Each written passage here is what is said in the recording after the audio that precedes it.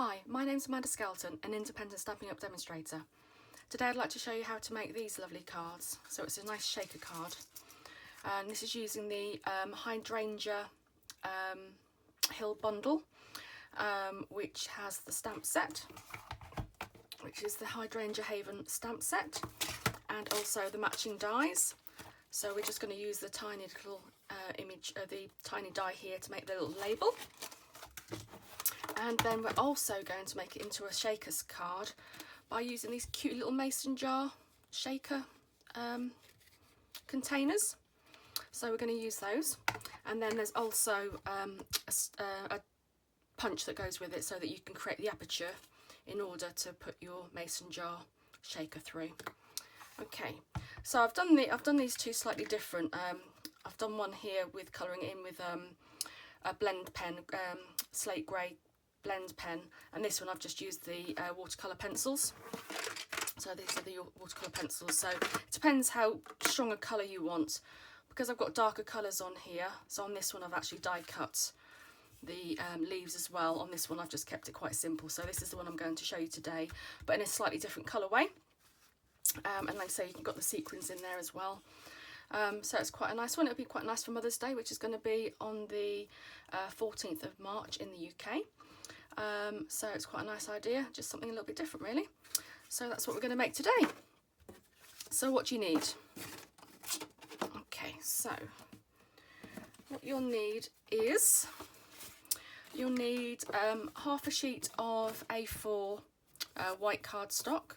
I was going to say Whisper White, but Whisper White is also being replaced by Basic White for Stampin' Up at the moment. So the size of that is about 8 1/4 inches by 5 7/8 inch, and it's scored in half at 4 1/8 inch. And then we've got a piece of coloured cardstock, so I'm using Calypso Coral here for this one, and that needs to be 4 inches by 5 5/8 inch. And then you want a white piece to layer on top, and that needs to be 5 7/8 inch by 5 1/2 inch. And then you need a couple of extra pieces of card. You need a piece of card for the little label, and then you also need a piece of card so that when you cut out your aperture, that you can then mount it onto something. And I'll show you what I mean by that in a minute. So that piece probably is, what's that, about 2 1/2 inches by 3 inches.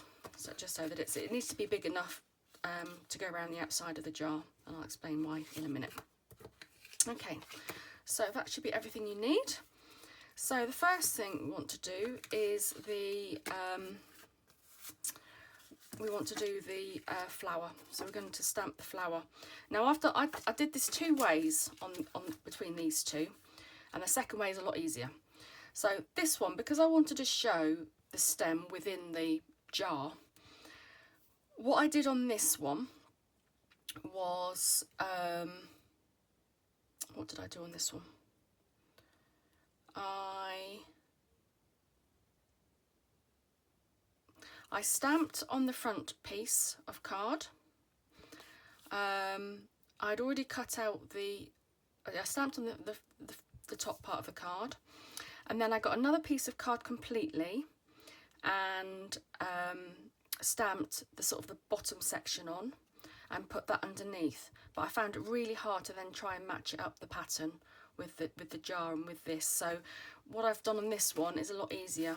We're going to stamp it on to the top sheet, then we're going to cut it out with the mason jar shape, but we're going to use the piece that we're going to cut out and we're going to put it back in again. And again, I'll show you that, and then you know that it's going to match up. So it's just seemed a lot easier that way. Okay, so first of all then we need our stamp, and as you can see I've got 2 colours on here. On this one I've got multicolours, and that's just by stamping it with different stamps.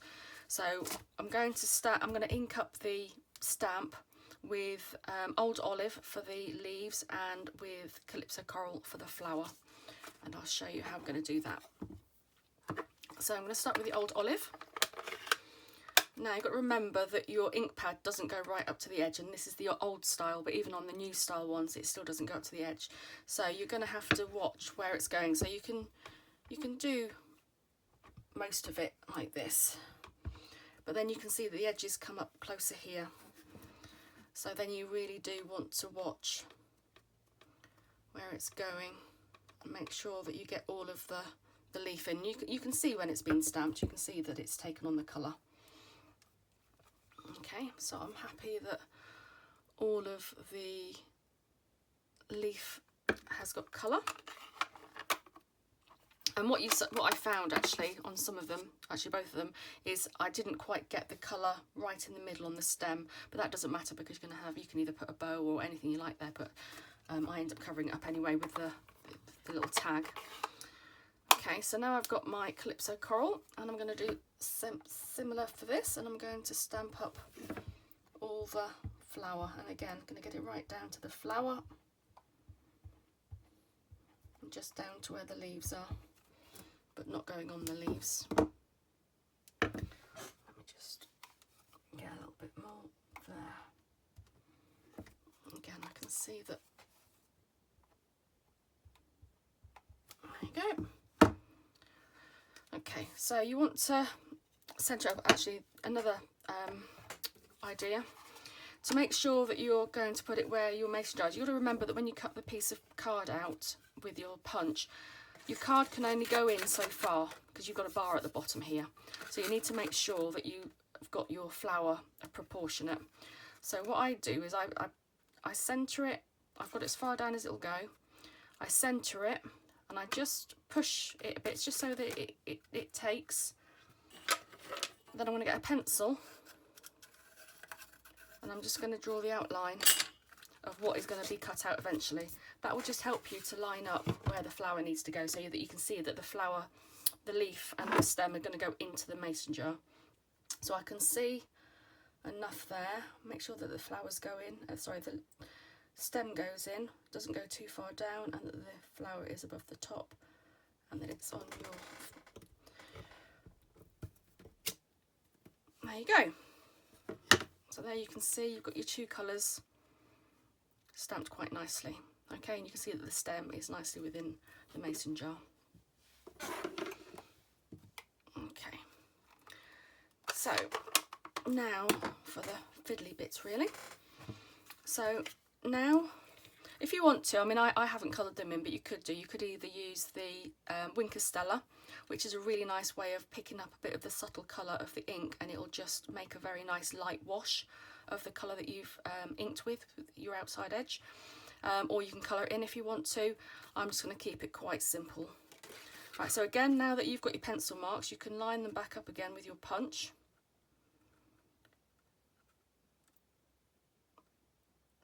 It doesn't have to be exactly accurate because you're going to be cutting it anyway. But it's about there. Okay, so now you've got your piece and you know that that's going to match it as well. Okay, so we'll get rid of the punch for now. Okay, so your mason jar has got two pieces of protective adhesive strips on. So there's a piece of adhesive strip on that edge and there's a piece on the top edge as well. So first of all, we're going to take off the top edge, and the reason is because we're going to put this underneath and stick it in place, and that's going to become your front. So with your beveled edge up, you just need to grab hold of the protective film and take that off like that. Okay, make sure that when you do this that you put your card the right way up. I did it where I then put it up with that page. Easy to do. Okay, so you can just put your mason jar down and you literally just push it down around it. Push around the edges so that it sticks to the adhesive layer. Okay, and that's your front edge. Okay, so now you can see that when that goes back into place, that will line up perfectly. But that on its own won't really stay. So what I did, yeah, you see it will just move around. So what I did, she says trying to get it out, I used a backing piece. So what I'm going to do is stick that on there, and then we can then when we take this adhesive, so this is sticky, will be sticky when we take this off, we can then place that over the top and line it up, and then that will then be a nice, that will all then be stuck to here as well. Okay. When you stick this piece onto here, you need to make sure that you don't go too far down, because otherwise you'll end up with a piece like that. So you need to make sure that it goes far enough down, but also far enough that you'll then have a bit of an edge. So let's use my silicone craft mat. So again, make sure you're sticking the back edge. Okay.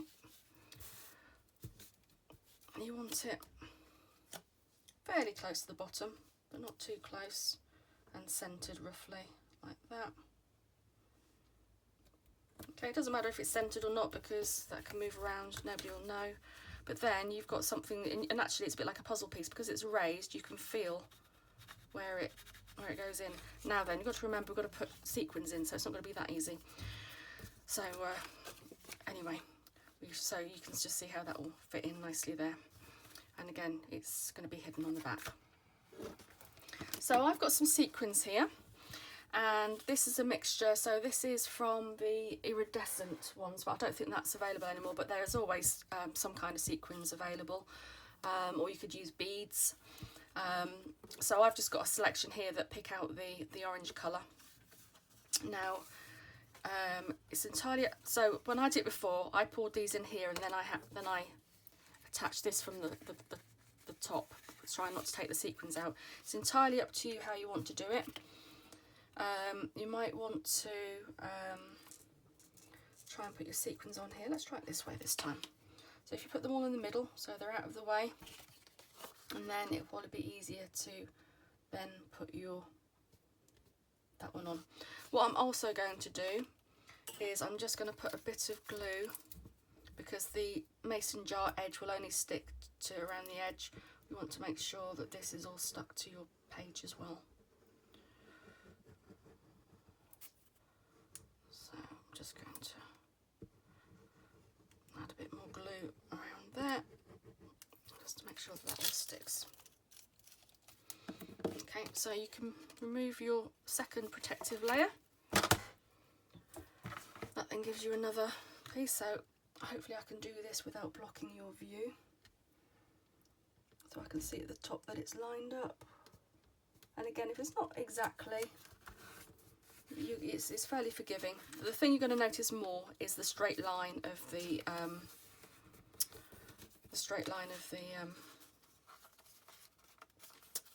stem. So try and get that lined up, even if it then goes at a different angle underneath it. Okay, so now we have a nice section on the back there. Okay, so now we can do the tag. So I've got a piece of scrap card here, and I've got so it's got some really cute little sentiments on the stamp set. It's got thank you, I love you, with love, for you. So I've got with love and for you on these two, and this time I'm going to do thank you, just as a different one. And again, I'm going to do it in Calypso Coral, and I need to make sure that I stamp it in a section big enough for the tag. So okay, so I just need to be centered somewhere in there. Again, it doesn't matter if it's not central, because you can die cut it to be central. So I'm just going to do that. I'm just going to test it. Oh, that's cute. Okay, so I'm just going to put that in the middle of there. Give that a nice push down. Right, so just wiping it off. So we've got that. So now we can get our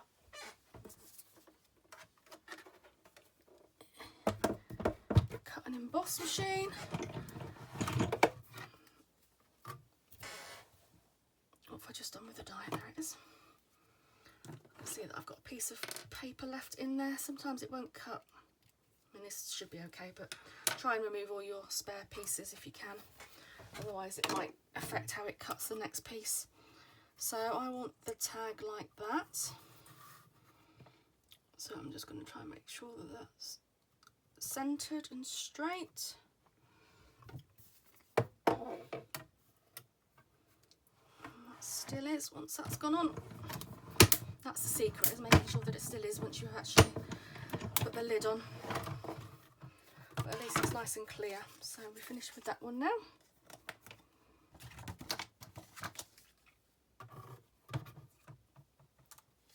And then we can get rid of this one for a minute.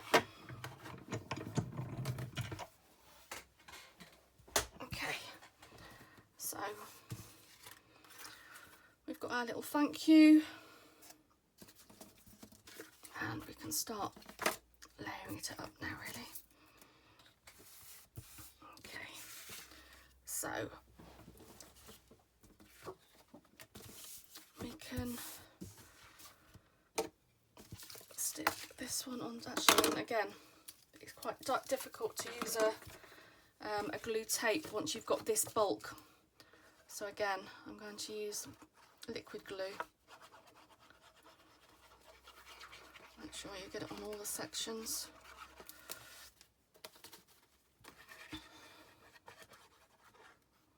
Make sure you get it on that bottom edge as well.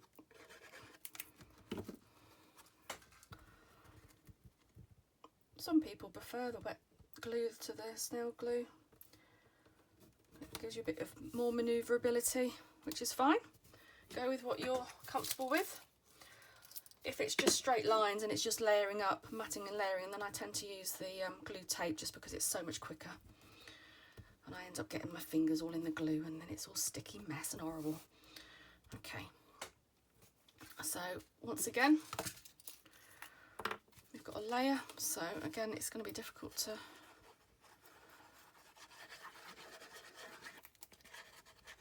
stick it with the glue tape.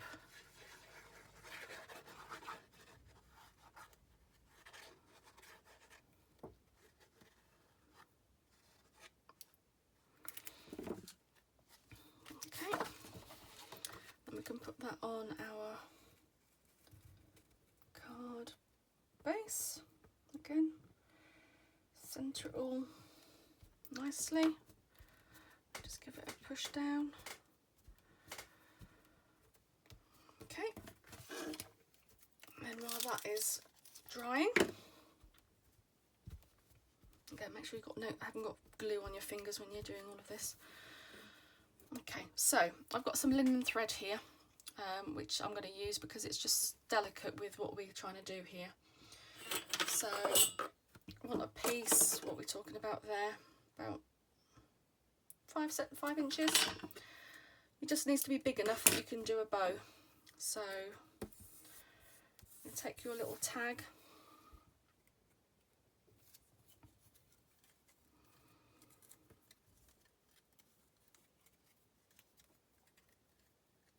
Do a single knot and then you just do your bow.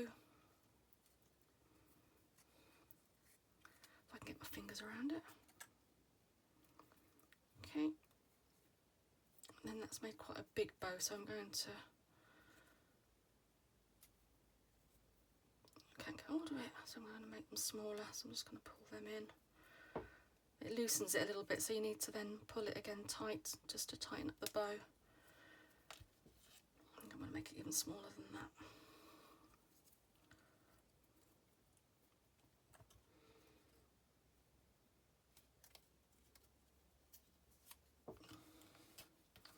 And then you just want to sort of put it to the side, really.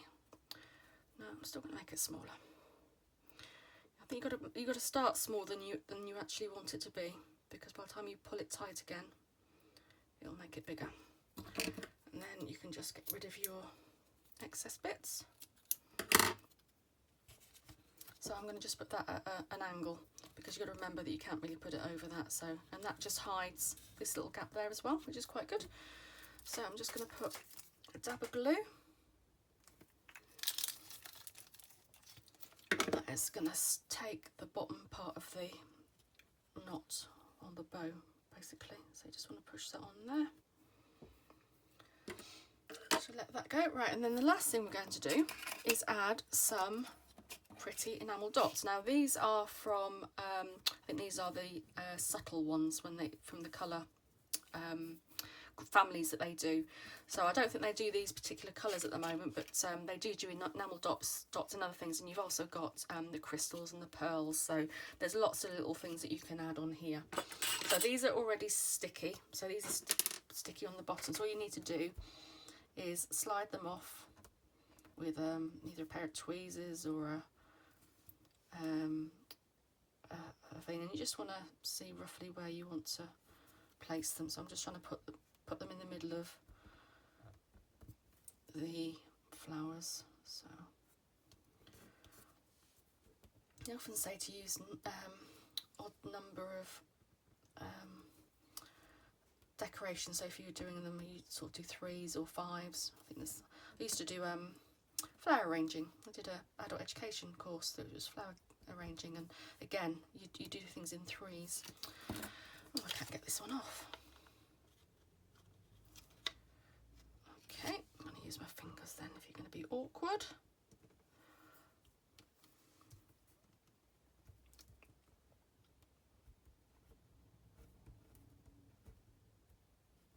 Oh, come on. And then I'm just going to put one. If I put this here, look, that'll be easier, won't it? There you go, and it's exactly where I want it. There we go, so hopefully this will be stuck down just about enough. Okay, so there you go. You can fold your card in half. There you go, and there you have a really elegant and stunning shaker card. So this picks out the colour of the orange, which is really nice and spring, especially at the moment, nice and spring colours, and it's nice and neat. You wouldn't know that you've got all your pieces of card behind there. Hope you've enjoyed it. So like I said, that's using the Hydrangea Hill suite of products and the mason jar domes and the punch. So I hope you've enjoyed watching this. You get a set of 10 actually. When you buy the domes, you get them in sets of 10, so it'd be really nice, and might make quite a nice children's card as well. You can make it like a sweet jar, and it's really quite nice. And in Christmas as well, be quite nice. You could do a poinsettia, and you could have white sequins like snow. Anyway, lots of ideas there. Hope you've enjoyed it. As always, you can leave comments on this video, and you can buy the products or view the products at amandascraftedcards.stampingup.net, and yes, I'm on Facebook as well, Amanda's Crafted Cards. Yeah, take a look. Hope you've enjoyed it, and good luck if you're trying to make the card. Take care. Bye.